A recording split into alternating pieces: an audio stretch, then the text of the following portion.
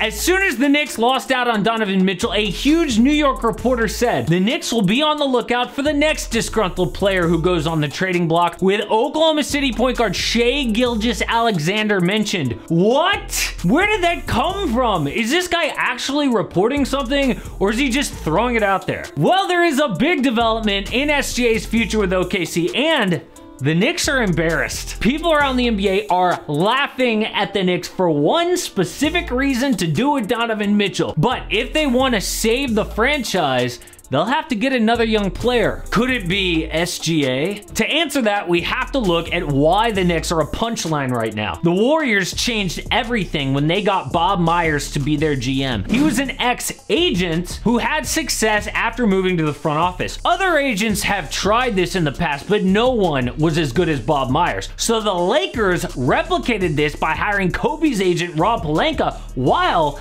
marrying their team to Clutch Sports. LeBron James and Rich Paul work with Rob Pelinka to form the roster, and LA had first dibs on Clutch clients like Anthony Davis and Kentavious Caldwell-Pope, which led to the 2020 championship. So 2 years ago, the Knicks hired super agent Leon Rose from CAA. He used to represent LeBron James before Clutch, and more recently Zion Williamson. So the idea was for Rose to get the Knicks stars in free agency or with a trade. Stars win championships in the NBA, and New York should be a destination. The best they've got was Carmelo Anthony, who they also had to overpay to get. Whenever stars want out, they say, oh, I want to go to LA. I want to go to Miami. New York should be on that wish list. So they hired Leon Rose, not because he's like a brilliant draft guru or some amazing X's and O's guy. They hired him to close the deal. Well, Donovan Mitchell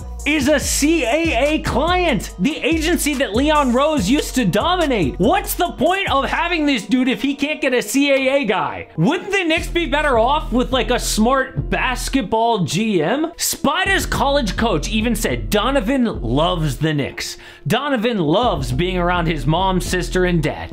Donovan would treasure being a Knick. So people are laughing at the Knicks because they can't even get that right. Unless they land someone else. Shai Gilgeous-Alexander has not asked for a trade. He hasn't even hinted at being unhappy, but there is every reason to believe he will be the next big trade. SGA was in a deep 2018 draft that included Luka Doncic, Trae Young, DeAndre Ayton, Jaren Jackson Jr., Michael Porter Jr., and Mikal Bridges. He was amazing for the Clippers 1 year before they got Kawhi Leonard and was traded to OKC for Paul George. Since then, he has developed into one of the best guards in the NBA.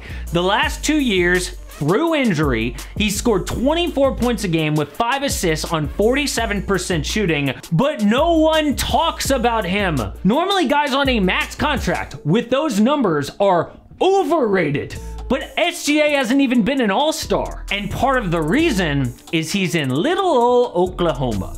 It's kind of like being on the Spurs. People just don't notice. Oh, they notice when the team wins big, but the Thunder suck. Since Shai got there, they have had the 4th worst record in the NBA, barely ahead of the Pistons, Magic, Rockets, and Cavs.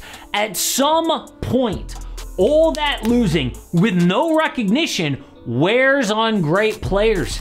Anthony Davis eventually asked out of New Orleans. Paul George left Indiana. James Harden won an MVP, but left Houston. And those teams were making the playoffs, not OKC. We all thought that they would try to win now after getting Chet Holmgren. Oh, but of course he's out all season. SGA is under contract for 5 more years, including this coming season.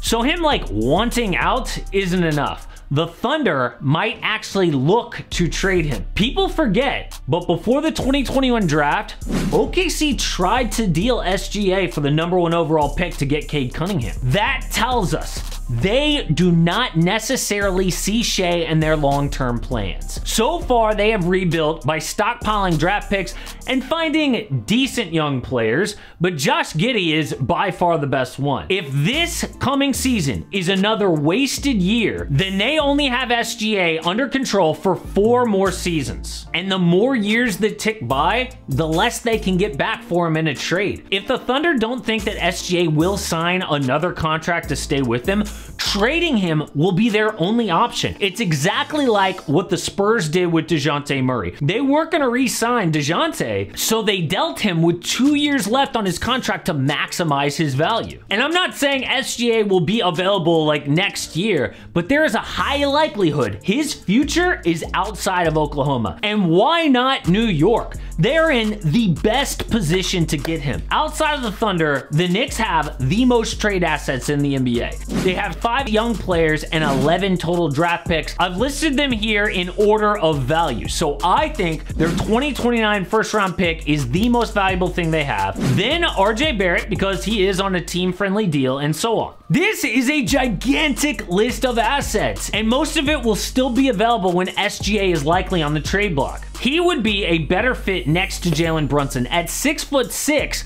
while Donovan Mitchell is just 6'1". Shai is a better playmaker and inside scorer than Spida, and right now the Knicks offense is awful. An amazing post on Reddit pointed out just how bad it is. The last 10 seasons, only 3 players have scored 20+ points per game with a true shooting percentage way below league average. That list, Russell Westbrook twice, and both Julius Randle and RJ Barrett last year. Unbelievable. It is dumb to expect Jalen Brunson to come in and fix all that, unless Julius Randle somehow bounces back or the Knicks make some other moves. They will be a play-in team at best this year. Everyone will be wondering what could have been if they got Donovan Mitchell, unless Shai Gilgeous-Alexander is their plan B. A trade that actually works is the Knicks getting Shai, the Thunder getting Evan Fournier or some big salary, then young guys Quentin Grimes, Obi Toppin, and Emmanuel Quickley, and 8 first-round picks. I have them all listed here.